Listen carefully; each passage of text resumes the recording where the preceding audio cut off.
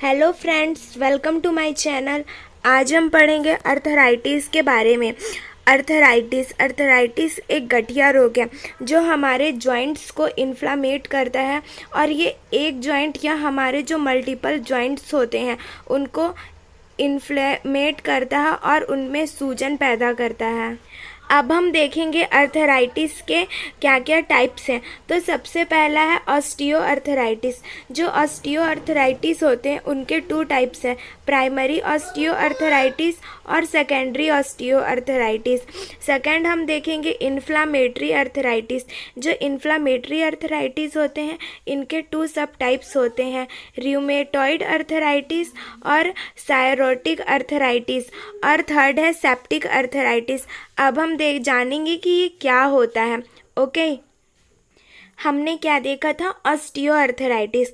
जो ऑस्टियोआर्थराइटिस होते हैं वे हमारे जो हड्डियों के बीच जो आर्टिकुलर कार्टिलेज होते हैं उनके फॉर्मेशन को नुकसान पहुंचाते हैं और न्यू बोन्स के जो भी निर्माण होता है उनको रोक देते हैं। ये ज़्यादातर जो हमारे बॉडी के जो पार्ट्स होते हैं जो हमारा वेट भार उठाते हैं जैसे हिप और नी, उनको ज़्यादा अफेक्ट करते हैं। ये बोथ मेल एंड फीमेल्स दोनों को अफेक्ट करते हैं। हमने देखा था ऑस्टियोआर्थराइटिस के टू सब टाइप्स हैं। तो सबसे पहला था प्राइमरी ऑस्टियोआर्थराइटिस। ये मोस्ट रिलेटेड एजिंग जो ज़्यादा एज के पीपल हो जाते हैं ये उनको कॉज होता है। The water content of the cartilage increase the protein makeup of cartilage degeneration।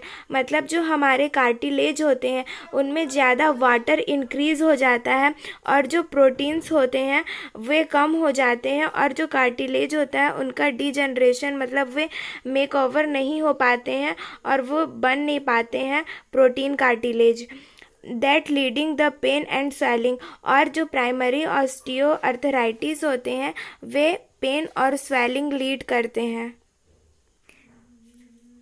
अब हम देखेंगे सेकेंडरी ऑस्टियोआर्थराइटिस। जो सेकेंडरी और ऑस्टियोआर्थराइटिस होते हैं वे ज़्यादातर किसी डिसीज़ कंडीशन की वजह से हमारे बॉडी में लीड्स होते हैं और इसमें है ओबेसिटी की वजह से या ट्रॉमा, सर्जरी या joint structure, abnormal joint at birth. जब बेबी बर्थ होता है तो उनके जो जॉइंट्स होते हैं वे एबनॉर्मल होते हैं।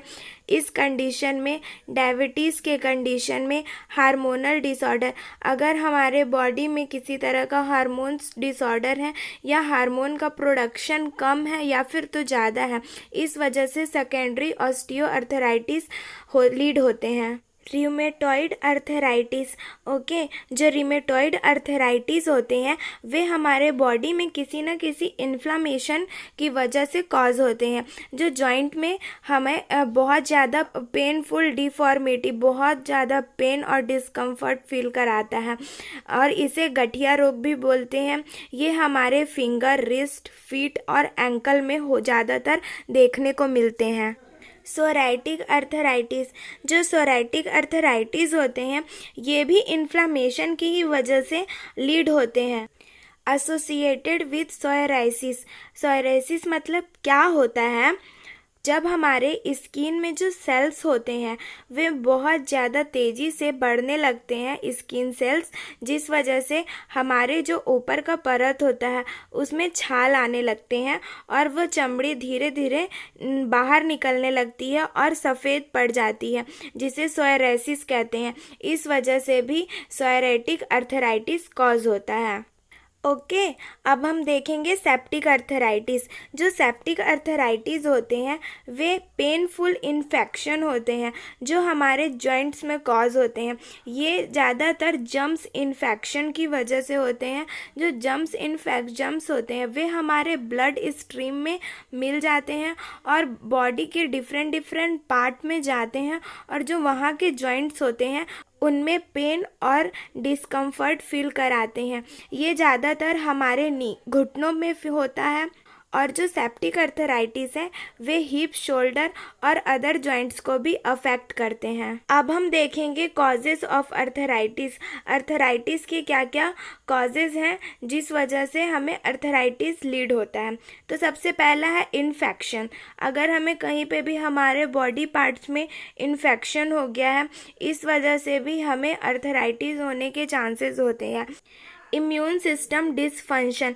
अगर हमारा जो बॉडी है उसमें जो हमारे इम्यून्स हैं वो वर्क करना बंद कर देते हैं, जिस वजह से हमें अर्थराइटिस होने के चांसेस होते हैं। ये ज़्यादातर ओल्ड एज में कॉज होता है। इंजूरीज। अगर कहीं हमें चोट लग जाती है, इस वजह से भी होते हैं। Genetic disorder. अगर हमारे फैमिली में किसी को अर्थराइटिस डिसीज़ है तो वे हमें भी हो सकते हैं। Unusual metabolism. अगर हमारा मेटाबॉलिज्म पैटर्न सही नहीं है तो इस वजह से भी अर्थराइटिस होने के चांसेस होते हैं। अब हम देखेंगे अर्थराइटिस के क्या क्या साइनम सिम्टम्स हैं। तो सबसे पहला है पेन विथ एक्टिविटी। अगर हम कुछ भी वर्क करेंगे तो हमें बहुत ज़्यादा पेन फील होगा। Limit range of motion. हम हमारे घुटनों को या हाथों को जहाँ पे जॉइंट्स हैं उनको ज़्यादा मोड़ नहीं पाएंगे, उनका ज़्यादा मोशन नहीं हो पाएगा। Joint stiffness. हमारे जोड़ों में अकड़न होना शुरू हो जाएगा। Joint swelling. हमारे जो जोड़्स हैं उनमें स्वेलिंग आ जाएगी। नी टेंडरनेस। हमारे जो घुटने हैं उनमें कोमलता आ जाएगी। फीलिंग द नी में गिव आउट। मतलब हमें ऐसा फील होगा कि हमारे हाथ या पैर कट के बाहर निकल जा रहे हैं, बहुत ही ज़्यादा पेन फील होगा। ये थे साइनम सिम्टम्स अर्थराइटिस के। अब हम देखेंगे डायग्नोस्टिक इवॉल्वेशन। हम क्या क्या डायग्नोस्टिक टेस्ट कर सकते हैं जिससे पता लगाया जा सकता है कि अर्थराइटिस डिसीज़ है या नहीं। तो हम एक्सरे एग्जामिनेशन कर सकते हैं। Synovial fluid analysis. हमारे जॉइंट्स के मूवमेंट के लिए हमारे जॉइंट में फ्लूइड प्रेजेंट होते हैं, इन्हें हम साइनोवियल फ्लूइड बोलते हैं। इस फ्लूइड का एग्जामिन किया जा सकता है जिससे पता लगे कि कोई इन्फेक्शन है या नहीं। हम ब्लड एनालिसिस कर सकते हैं और यूरिन एनालिसिस, यूरिन चेक भी कर सकते हैं। इसमें पता लगाया जा सकता है कि कोई इन्फेक्शन है या नहीं बॉडी में या हमारे हड्डियों में। अब हम देखते हैं ट्रीटमेंट ऑफ अर्थराइटिस। क्या क्या ट्रीटमेंट कर सकते हैं अर्थराइटिस के कंडीशन को ट्रीट करने के लिए। तो हम पेशेंट को मेडिकेशन प्रोवाइड कर सकते हैं, पेन रिलीफ मेडिकेशन और अदर। Joint replacement surgery. हम जॉइंट रिप्लेसमेंट सर्जरी के थ्रू अर्थराइटिस के कंडीशन को ट्रीट कर सकते हैं। Physical therapies. हम पेशेंट को फिजिकल थेरापीज प्रोवाइड कर सकते हैं, लाइक हम उन्हें पेन रिलीफ मसाज प्रोवाइड कर सकते हैं। Weight loss. अगर पेशेंट का वेट बहुत ज़्यादा है तो उन्हें वेट लॉस करवाना है जिससे कि उनका अर्थराइटिस का कंडीशन ट्रीट हो सके। ज़्यादातर जो अर्थराइटिस होते हैं वे ज़्यादा ओबेसिटी की वजह से होते हैं, इस वजह से वेट लॉस ज़रूर करवाना चाहिए। अब हम देखेंगे प्रिवेंशन ऑफ अर्थराइटिस। हमें अर्थराइटिस ना हो इसके लिए हम क्या क्या कर सकते हैं। तो स्टे एक्टिव। हमें हमेशा एक्टिव रहना है। Diet rich in calcium. हमारे जो डाइट्स होते हैं उनमें कैल्शियम रिच डाइट लेना है। रेस्ट भी करना है, ज़रूरी है। Control weight gain. जो हमारा वेट है उनको कंट्रोल करना है।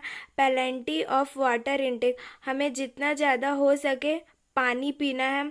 Yoga and other light exercise. हमें योगा करना है और लाइट एक्सरसाइज करते रहना है जिससे कि अर्थराइटिस डिसीज़ हमें ना हो सके और हम अर्थराइटिस डिसीज़ से बच सकते हैं।